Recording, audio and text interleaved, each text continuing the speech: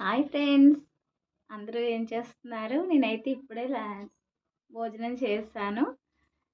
ఇంకా మీతో ఒక టాపిక్ అయితే మాట్లాడాలనుకుంటున్నాను. ఏంటంటే ఇది చెప్తుంటే నాకు నవ్వొస్తుంది.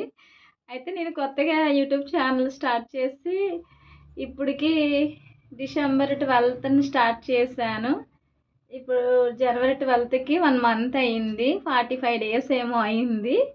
అయితే నేను ఛానల్ స్టార్ట్ చేసిన విషయం కూడా ఇంకా మా చుట్టాల వాళ్ళ దగ్గర నెంబర్స్ లేవు. సరిగ్గా చెప్పలేదు ఎవరికీ. అయితే మేము ప్రెజెంట్ అయితే ఇప్పుడు రాజమండ్రిలో ఉంటున్నామని చెప్పాను కదా మీకు. చుట్టాలంటే వేరే వేరే ఊర్లో ఉంటారు. అయితే ఏంటంటే ఎక్కడికైనా మేము వెళ్ళినప్పుడు గమ్మున ఛానల్ గురించి చెప్పాలని అనిపిస్తుంటది.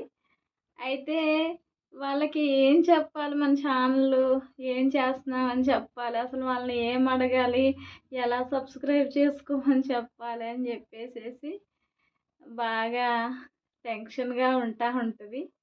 అయినా కానీ అలా టెన్షన్ పడితే మనకు సబ్స్క్రైబర్స్ రారు, లైక్స్, షేర్, కామెంట్లు ఉండవు. కాబట్టి ఇక అలా వెళ్ళి వాళ్ళ దగ్గరికి వెళ్తున్నాను. వెళ్ళి ఏమండి ఒకసారి ఫోన్ ఇస్తారా అని అడిగితే ఈ వాళ్ళు ఏమనుకుంటున్నారంటే కొంపతీసి ఫోన్ ఏమైనా దొంగతనంగా చేస్తారా ఏంటి, ఈ అమ్మాయి ఎవరో మనకు తెలియదు కదా, మనల్ని అయితే ఫోన్ అడుగుతుంది ఏంటని నా వైపు చిత్రంగా చూస్తూ ఉన్నారు. అయితే నేను అంటున్నానుగా "ఆ, ఏం అడగాలి గమ్మున అడిగితే ఎలాగా అని చెప్పేసి ఒక్క కాల్ చేసుకుంటాను, ఫోన్ ఇస్తాను అంటే వీడియోలోకి వెళ్ళి కనీసం ఒకటో రెండో లైక్స్ అయినా చేసుకుందాం కదా అని వాళ్ళని అడిగితే వాళ్ళు ఏమంటారంటే ఒక కాల్ చేసుకుంటానంటే చేసుకోండి అని చెప్పి వాళ్ళు మనం ఫోన్ పట్టుకుని ఇప్పుడు ఇలా చూస్తూ ఉంటారు మన ఫోన్ వైపు. ఒకవేళ యూట్యూబ్లోకి వెళ్తే ఏం చేసేస్తుందా, ఏం నొక్కేస్తుందా అనుకుంటారు కదా అని నాకు అదొక భయం వేస్తూ ఉంటుంది. అయితే మొన్నైతే మేము మీకు చెప్పాను కదా, తాడేపల్లిగూడెం నాచుగుంట దగ్గరికి వెళ్ళామని చెప్పాను. వెళ్ళేటప్పుడేమో ట్రైన్లో వెళ్ళాము, వచ్చేటప్పుడు ట్రైన్ మిస్ అయింది. అయితే మేము బస్ స్టాండ్కి వచ్చాము. అక్కడ చాలామంది చేతిలో మొబైల్ ఫోన్స్ ఉన్నాయి. అయితే కనీసం ఒక 10-15 మంది ఉన్నారు. వాళ్ళకైనా మన ఛానల్ గురించి చెప్దాం. యూట్యూబ్లో ఛానల్ గురించి చెప్పడం కంటే లైవ్లో వాళ్ళు మన దగ్గర ఉన్నప్పుడు కాలేజీ వాళ్ళని మామూలు వాళ్ళని ఉన్నారు, వాళ్ళకి చెప్దాంలే. చెప్పినప్పుడు వాళ్ళది ఏముంది, వాళ్ళకి మనీ అయితే ఏమవ్వవు కదా, లైక్లును అవే కదా చేస్తూ ఉంటారనేసి నేను అనుకునేసి నేను గమ్మున అడుగుదాం కదా వాళ్ళని అనేసి చూస్తున్నా. వాళ్ళు మనకు తెలియదు కదా, ఏమని అడగాలి, అడిగితే ఏమనుకుంటారు, అసలు మనకిస్తారా ఫోను, అయినా మేము ఇవ్వము అంటారా ఏంటి అని బాగా ఆలోచిస్తున్నా. ఆలోచించుకుంటూ వెళ్ళి గమ్మున అక్కడ కూర్చున్నాను. కూర్చుంటే ఏం జరిగిందంటే గమ్మున అలా చూసాను. అక్కడ తాడేపల్లిగూడెం బస్ స్టాండ్ దగ్గర చాలా ఫొటోస్ లైన్గా పెట్టున్నాయి. ఒక 50 ఉంటాయి అనుకుంటా. ఏమని పెట్టున్నాయి, ఇక్కడ దొంగలు తిరుగుతున్నారు, జాగ్రత్తగా ఉండండి, మీ చేతుల్లో ఫోన్లు ఎవరికి ఇవ్వకండి, నెక్స్ట్ ఏమో మీ పర్సులు మనీ అవి జాగ్రత్త పెట్టుకోండి, మీ సామాన్లు అవి మీ పిల్లల్ని చూసుకోండి అని ఒక 15 మెంబర్స్ లేడీస్ ఫొటోస్ ఉన్నాయి. అయితే నేను అనుకున్నా అయ్య బాబోయ్, ఇంకా నయ్యం వాళ్ళ దగ్గరికి వెళ్ళి ఒకసారి ఫోన్ ఇవ్వండి అని అడగలేదు. అడిగితే ఖచ్చితంగా నేను కూడా దొంగనేనేమో అనుకుంటారేమోనని ఇంకా అస్సలు ఒక్కళ్ళని కూడా నేను ఫోన్ అయితే అడగలేదు. ఎందుకంటే ఒకవేళ అడుగుంటే ఖచ్చితంగా అనుకుంటారు. ఎందుకంటే బస్ స్టాండ్లో ఆల్రెడీ అలా రాసింది కాబట్టి అప్పుడు అనుకున్నాను వస్తే రాని, సబ్స్క్రైబ్స్ లేకపోతే లేపోనీలే, వాళ్ళనే అడుగుదాము, ఒకవేళ వాళ్ళకి ఇష్టమైతే సబ్స్క్రైబ్ చేసుకుంటారు, లేకపోతే లేదు. అంతేగాని ఒకసారి ఫోన్ ఇవ్వండి అని వాళ్ళకి తెలియకుండా వాళ్ళ దాంట్లోంచి చేయించడం ఇవి అయితే మంచిది కాదులే గమ్మున అనేసి నేను ఇంకా ఎవరిని అక్కడ అడగలేదు. నెక్స్ట్ ఏమో మేము మళ్ళీ రాజమండ్రి వచ్చేసాము. వచ్చేసిన తర్వాత మళ్ళీ నేను మిషన్ షాప్ దగ్గరికి వెళ్ళాను. వెళ్తుంటే అక్కడికి కొంతమంది స్టిచ్చింగ్ అవి చేయించుకోవడానికి వస్తారు కదా షాప్ దగ్గరికి. వాళ్ళకైతే కొంతమంది కాలేజీ గర్ల్స్కి అయితే చెప్తున్నాను, మామూలు వాళ్ళకైతే అంత తెలియదు, ఫ్యామిలీ టైప్ ఉన్న లేడీస్కి.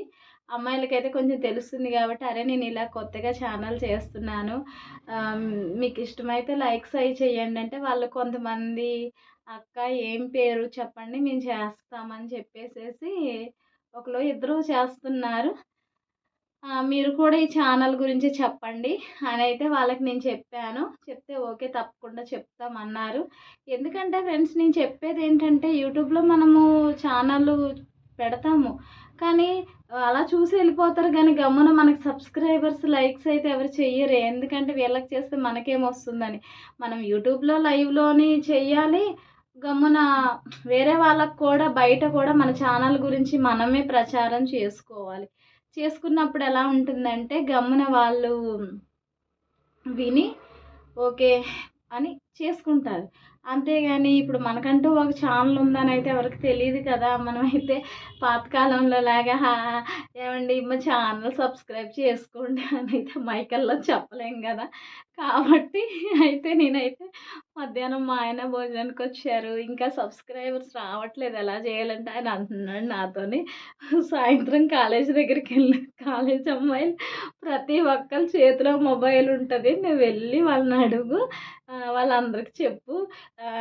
మీరు నాకు హెల్ప్ చేయండి, సబ్స్క్రైబ్ చేయండి అని అడుగు చేస్తారన్నాడు. అదేంటి అలా ఎలా అడగాలంటే మనం అడగకపోతే ఎలా వస్తాయని అయితే అంటున్నాడు. నాకైతే గమ్మున అడగాలంటే వాళ్ళ అవతల వాళ్ళు ఏమనుకుంటారా అని అనిపిస్తది. నా మనసుకి ఎవరినైతే అడగాలని అనిపిస్తదో వాళ్ళనే నేను అడుగుతాను. సరేలే ఇంకొంచెం టైం పడతదని అయితే అనుకుంటాను. ఇంకొకటేంటంటే నేను కూడా ఇంతకుముందు మా పిల్లలకి ఫోన్లు ఇచ్చినప్పుడు అనేదాన్ని ఎవరైనా ఫోన్ అడిగితే ఇవ్వద్దు దొంగోళ్ళొస్తున్నారు ఫోన్ పట్టుకెళ్ళిపోతారని చెప్పేదాన్ని. కాకపోతే ఇప్పుడు నేను వేరే వాళ్ళని ఫోన్ అడగాల్సొస్తుంది. ఒకవేళ అలా అడగడం వల్ల వాళ్ళైతే నా గురించి ఏమనుకుంటారో నాకైతే తెలియదు. అలా ఉంది ఫ్రెండ్స్. ఇంకా ఏముంది చెప్పండి. ఇంకా కొన్ని లొకేషన్స్ అయితే మీకు చూపించాలని ఉంది. ఇంకా చాలా టాపిక్ మీతో మాట్లాడాలని అయితే నాకుంది. నేనైతే మళ్ళీ ఈ మధ్య హాలిడేస్ ఏమైనా వస్తే వెళ్తాము. బయటికి వెళ్ళి ఇంకా కొన్ని ప్లేసెస్ చెప్తాము. ఇక్కడ ఇంట్లో వర్క్ ప్రెషర్ ఎక్కువైపోతుంది. ఇంట్లో పిల్లల్ని చూసుకోవడానికి ఇంట్లో కొన్ని ఉంటాయి కదా ప్రాబ్లమ్స్. అవి ఇవి ఫేస్ చేయాల్సొస్తుంది. దానివల్ల నేను అంతగానం మీకైతే ఏం చెప్పలేకపోతున్నాను. ఇప్పుడైతే నిన్నటి వరకైతే ఒక టెన్షన్ మా బాబైతే ఊరెళ్ళాడు హాస్టల్‌కి. వాడైతే మరి ఎలా చదువుతాడనే టెన్షన్‌తో రాత్రంతా బాగా టెన్షన్ పడ్డాను.